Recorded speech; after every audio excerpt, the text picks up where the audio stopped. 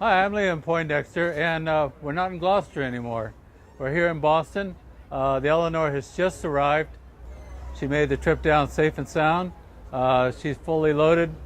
Next couple of days, we're going to be unloading and preparing to continue work here in Boston.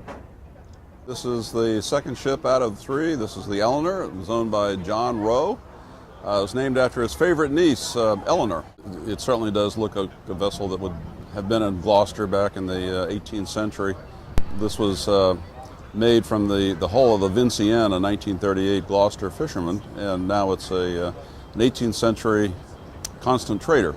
As we took the Vinciane and we totally rebuilt her, there's not much of the original vessel except for the keel and some of the bottom planking.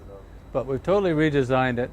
And actually this would have been a vessel that also would have been in Gloucester about that same period.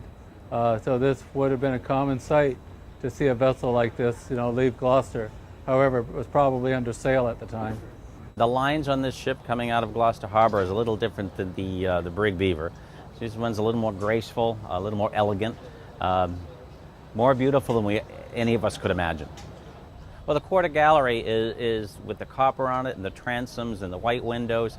It is so beautiful, and it's facing the street, so when people are walking by this site, they'll be able to see that and see the big name Eleanor just on the back of the stern. It's beautiful.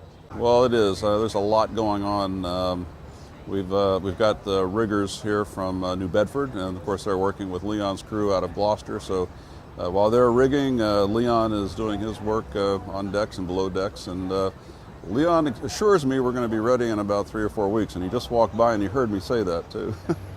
Hopefully our next project, almost immediately after we open, is to lay the keel for the third boat, the Dartmouth. 2 tall ships down, 1 to go. The Dartmouth, we'll be pulling the trigger on that sometime this summer to be built in about 1.5 to 2 years. The Dartmouth will join her sister ships, the Eleanor and the Brig Beaver, here on site in the 4-Point Channel. Well, we hope to be building the other one pretty soon. We've got to finish up these 2 for now. And on both of these ships, we've got rigging to do. We've got some finished work.